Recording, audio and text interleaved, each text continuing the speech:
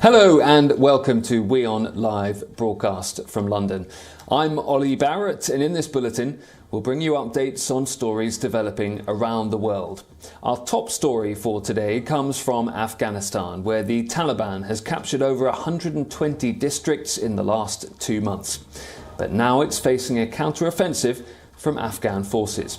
We'll take a look at these so-called clean-up operations being carried out by Afghan troops. But first, the headlines.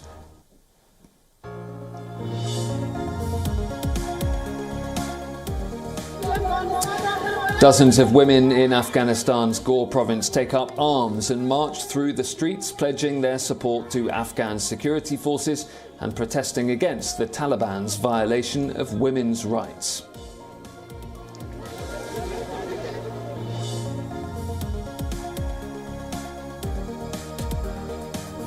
China tightens regulations on data security after ride-hailing giant Didi is removed. China launches a cybersecurity probe into more US-listed firms, including online recruiter Zpin.com.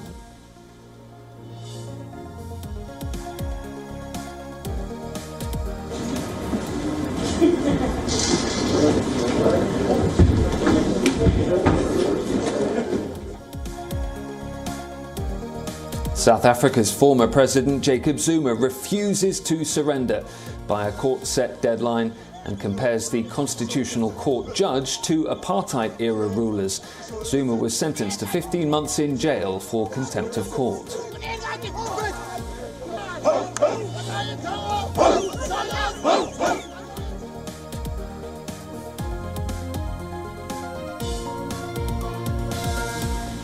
Rebel leaders in Ethiopia's war-torn Tigray region set strict conditions for a ceasefire. They demand the withdrawal of Eritrean forces and the restoration of the dislodged Tigray government.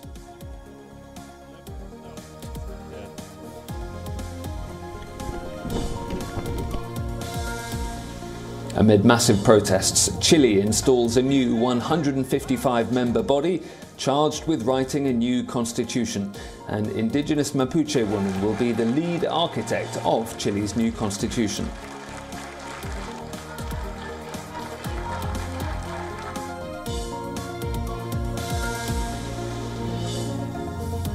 The partially collapsed Florida condo building is fully demolished in a late-night controlled explosion. This as Storm Elsa approaches Florida, threatening the already weak structure.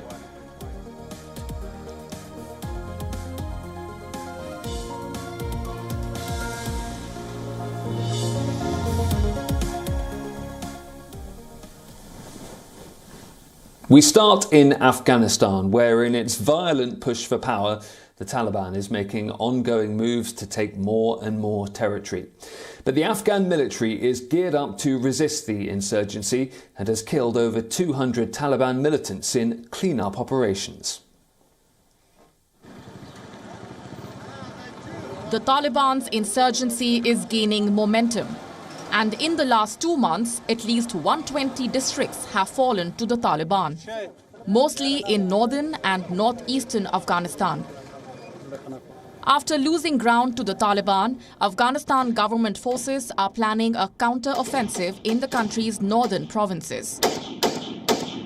In order for us to use our resources optimally on the battlefield, we have decided to vacate certain checkpoints and certain locations in the north, so that the vulnerable troops vulnerable from Taliban attacks, could actually come to safer ground. And the resources, air resources that we used to supply these vulnerable checkpoints could be conserved so we could actually hit the Taliban with the additional resources, the freed up resources.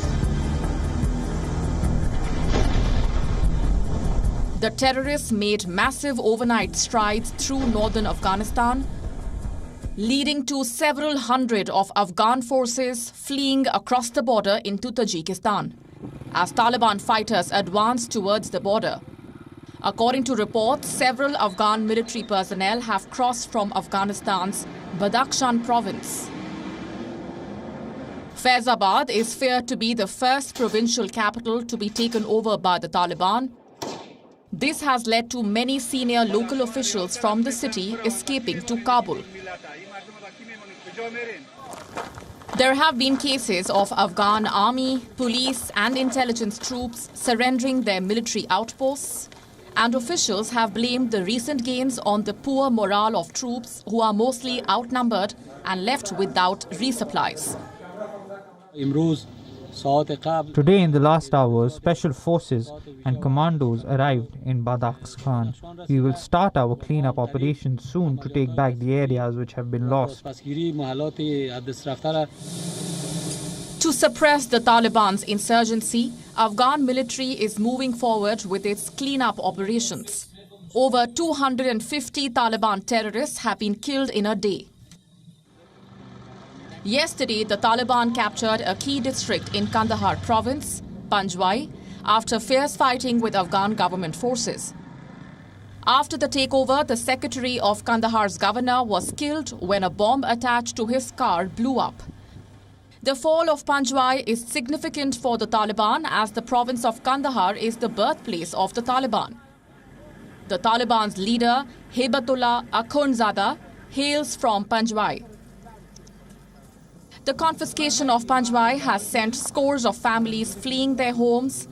The Taliban aim to impose a harsh version of Islamic Sharia law, which the group calls genuine Islamic system. Where should we go? Our children are sitting inside the car in this hot weather. The soldiers told us not to go to this side, but we ignored them. Then the Taliban shot at us from the mountains. Our security forces are sitting next to the road, but they are firing from the mountains. This, as US President Joe Biden has told Ashraf Ghani that the Afghans must decide their own future. Bureau Report, WION World is One. Tropical storm Elsa is sweeping through the northern Caribbean. Battering Jamaica and Cuba with winds and rain, the storm has claimed at least 3 lives already. In Cuba, strong winds and heavy rain lashed the Caribbean nation, located where the northern Caribbean Sea, Gulf of Mexico and Atlantic Ocean meet. Elsa was downgraded from hurricane status, but flooding, mudslides and damaging gusts are expected as the storm still remains powerful.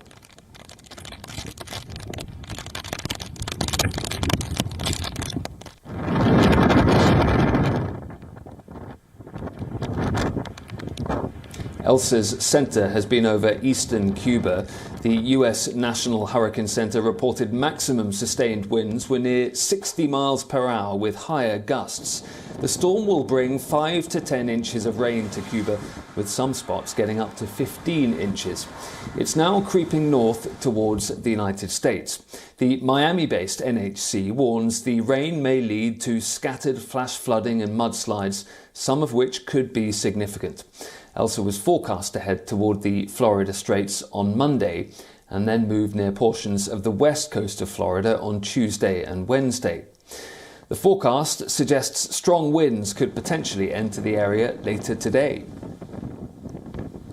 But for now, at the very least, the potential for some wind gusts to over 40 miles an hour with some of these showers that'll be increasing during the day tomorrow as well as on Tuesday. Now, we also have the threat of heavy rainfall, which could cause some localized flooding, and again, that time frame is also for Monday and Tuesday. High waves have already hit the coast of the Dominican Republic's capital, Santo Domingo, leaving 2 people dead there.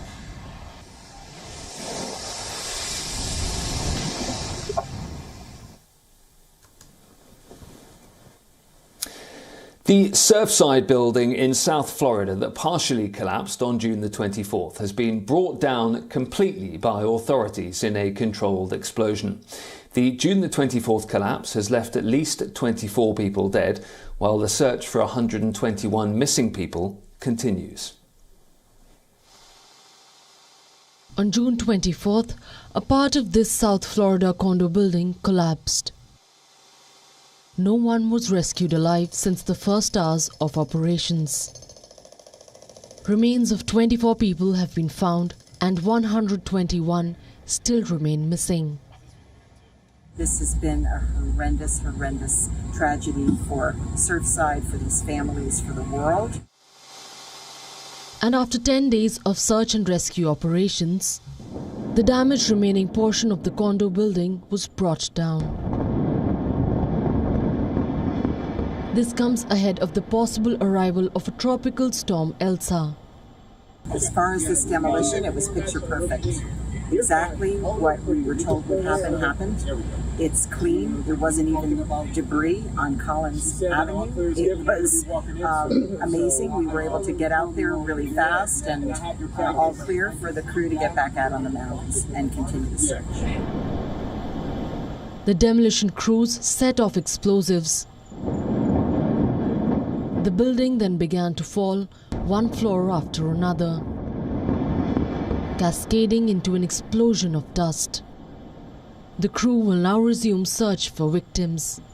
Miami-Dade County Mayor says the demolition will give rescuers the access to new areas of the rubble. Honestly, this precise moment, I feel relief. I feel relief because this building was unstable. The building was hampering our search efforts. Really, we were stuck, that we couldn't get to a certain part of the pile. I've heard them say that they think there are voids in this area, areas where they'll be able to search. So I'm excited. I'm excited about that. The decision to bring down the Surfside building came after concerns mounted that the damaged structure was at the risk of falling, endangering the crews below and preventing operations in some areas. Residents of the nearby buildings were told they did not need to evacuate. However, they were urged to stay indoors and turn off air conditioning due to dust. Ahead of the demolition, several people stood quietly with candles to pay respect to the victims. Last week, United States President Joe Biden visited the site and met rescue workers and the grieving families. Bureau Report, WION, World is One.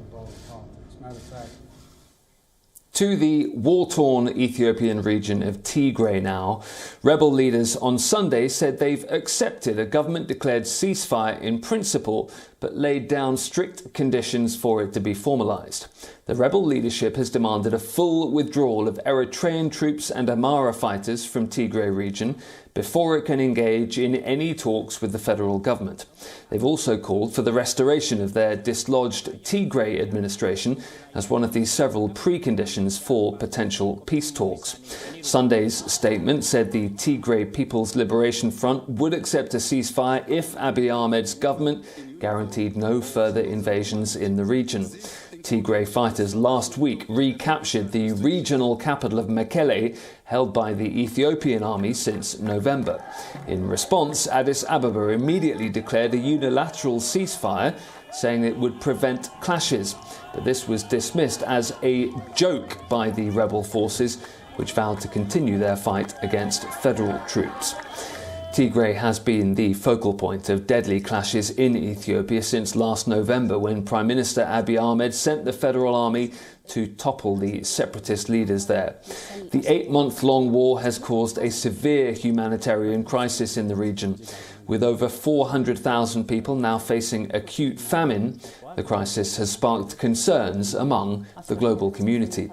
UN Secretary-General Antonio Guterres said on Saturday he was deeply concerned with the ongoing crisis. I'm deeply concerned with the present situation in Tigray. It is essential to have a real ceasefire and the real ceasefire paving the way for a dialogue able to bring a political solution to Tigray.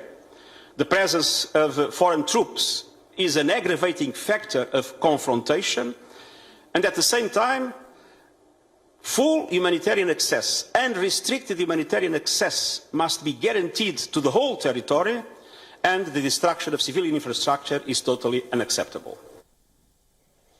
Former South African President Jacob Zuma has refused to surrender after a constitutional court sentenced him to 15 months in jail. Zuma, who was South Africa's president from 2009 to 2018, said that sending him to prison would be like a death sentence. The 79-year-old said he risked contracting COVID in prison. A defiant Zuma made an emotional speech comparing the constitutional court judge to apartheid-era rulers. Being jailed without a trial is not different to the apartheid's detention without trial.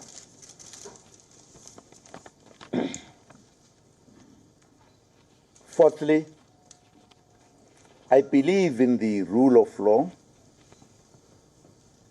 I fought and went to prison and exile so that there must be justice and the rule of law in our country. No honest person can accuse me of being an enemy of the rule of law. Zuma supporters gathered outside his ancestral home. They've vowed to make South Africa ungovernable if Zuma is arrested. Joining these supporters, Zuma's son said the police would have to kill him before they could put hands on his father. They can give Zuma 15 months, they can give Zuma 24 months, or they can give Zuma 100 months. He's not going to even serve 1 day or one minute of that. They would have to kill me before they put their hands on him. The Constitutional Court had ordered Zuma to surrender by Sunday. Despite the order, the court agreed to consider the ex-president's plea against the judgment. The court set a hearing date for July the 12th, which means the order likely remains suspended. Zuma has refused to cooperate in an inquiry into graft scandals during his time as president of the country. His case has divided the ruling African National Congress. Zuma once led the struggle against white minority rule. However, his time in office was marred by corruption. WION correspondent Kalden Ongmu reports.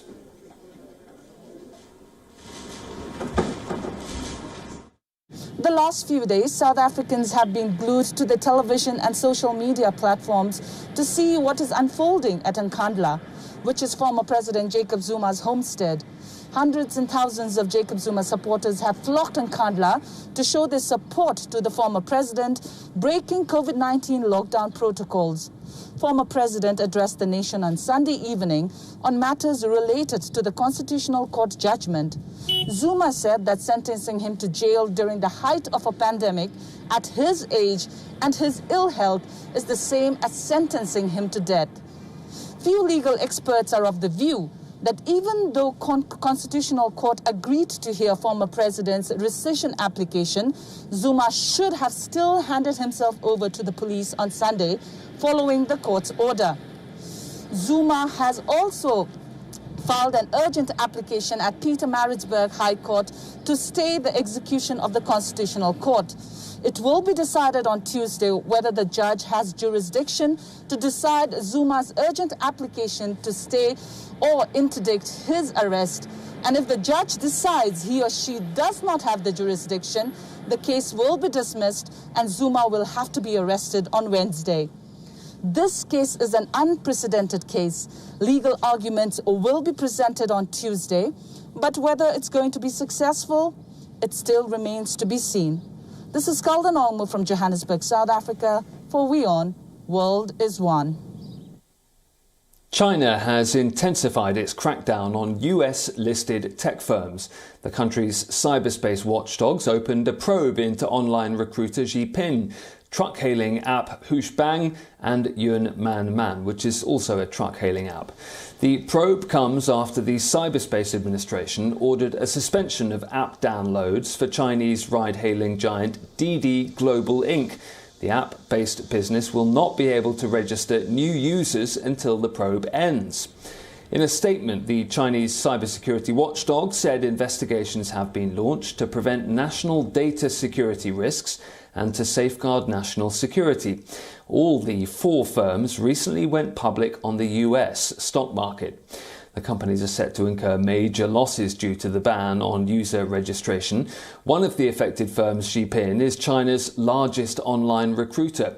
It had nearly 25 million monthly active users in the first quarter of 2021.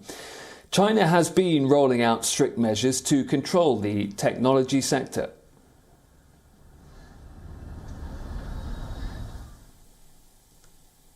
China said on Sunday that it had ordered smartphone app stores to stop offering Didi, the country's largest ride-hailing app, after finding that it had illegally collected users' personal data. China's cyberspace regulator said it told Didi to make changes to comply with Chinese data protection rules 4 days after Didi began trading on the New York Stock Exchange. The Chinese regulator did not specify the nature of Didi's violation in a statement on its social media feed. Didi responded by saying it had stopped registering new users and would remove its app from app stores. It also said it would make changes to comply with rules and protect users' rights. China has been clamping down on its homegrown technology giants over antitrust and data security concerns.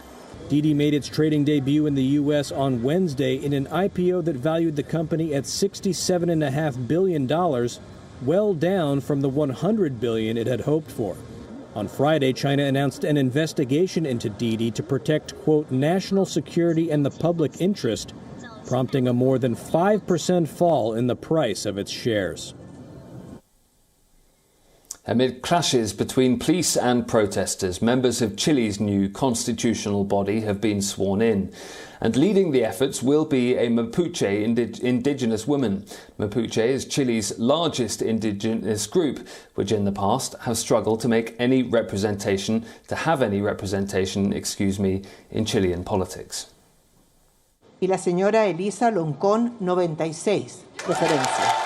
In Chile, a Mapuche indigenous woman was picked to lead efforts to draft a new constitution on Sunday. It's a dramatic turning point for a group historically ignored in Chilean politics. Her name is Elsa Loncón, a political independent, activist, and university professor. This convention that I have the responsibility of presiding over will transform Chile, a plurinational Chile, an intercultural Chile, a Chile that does not go against the rights of women, the rights of citizens, a Chile that looks after Mother Earth, in a Chile that safeguards water against being dominated. Loncón proudly accepted the position, holding the Mapuche flag. She was elected by nearly 100 of the 155 delegates, a part of the constitutional body. They will draft a new text to replace Chile's outdated Magna Carta, written under the dictatorship of Augusto Pinochet. During Loncón's election, demonstrators from all political sides demanded police be withdrawn from the ceremony.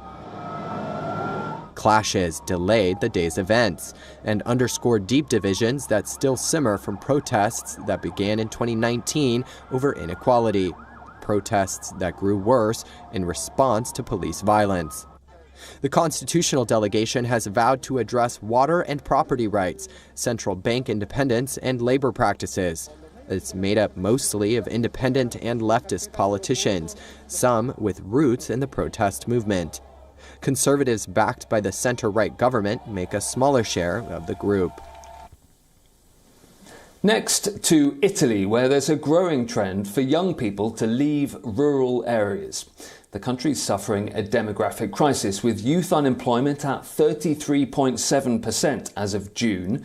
But one group of local young people is now planning to try and save their region from being abandoned by bringing in projects to boost the economy. They're converting the sleepy Italian hamlets into hostels. Italy is currently facing a huge demographic crisis.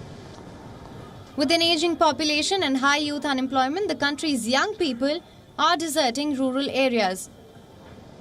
A group of 10 young Italians are trying to turn things around by kicking off projects to boost the local economy. Nestled between the mountains in Mount Sembruini Park in central Italy, many old stalls stand abandoned. The group of 10 locals, all under the age of 35, are renovating these stalls and turning them into Colmordani hostels. In Italy, there are more than 700,000 buildings, often public ones, that are abandoned. On the other side, there is a generation of young people who need places to meet, to interact, study, enjoy culture, do business, and above all, places where we can become leaders of cultural, social, economic, and touristic development of our territory. With beds for 36 people, the hostel also comes with a restaurant offering specialties with local ingredients. The Colmordani hostel is made up of 6 old stone buildings that have now been completely renovated. Stone paths with colourful flowers weave between the buildings. The central courtyard has tables for guests to enjoy their meals amidst the mountains. The price range for rooms and meals are designed to make it accessible for young travellers.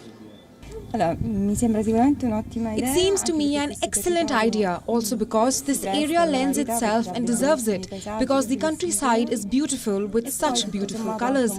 And altogether, it is a great way to give value to the Lazio region, which is not very well known, and above all, the fact that it is a project coming from young people makes it absolutely interesting to promote.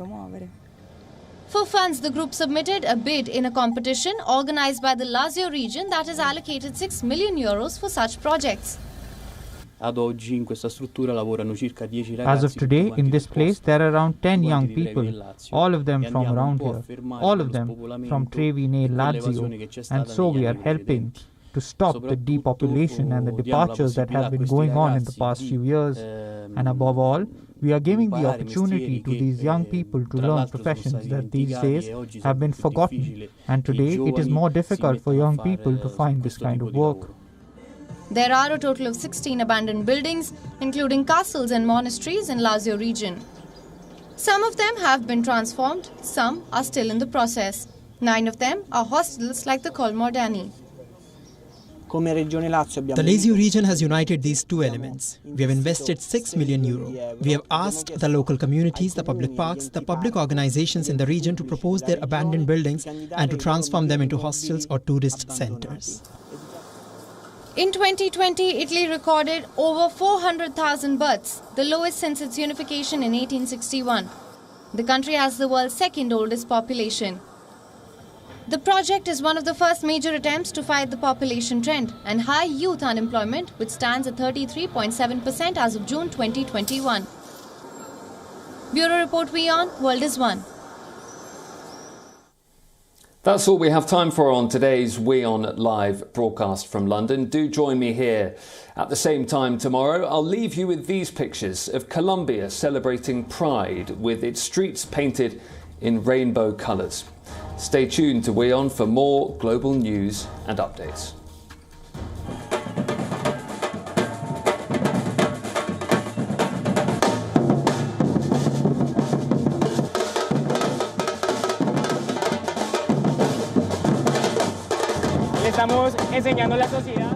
We are teaching society that society doesn't divide into black or white. There are more colors too and more diversity.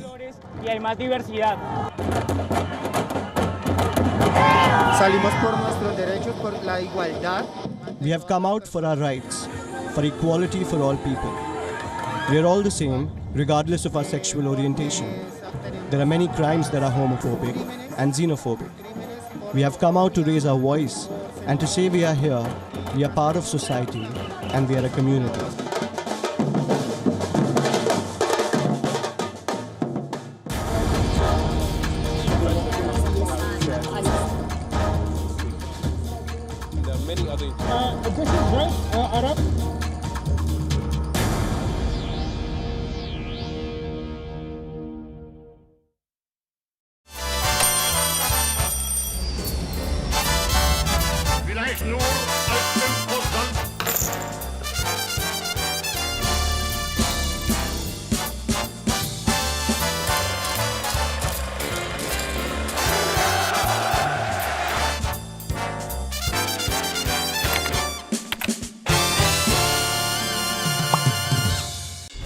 one World Trade Center that is the one where the impact. The cause of India's freedom for many years.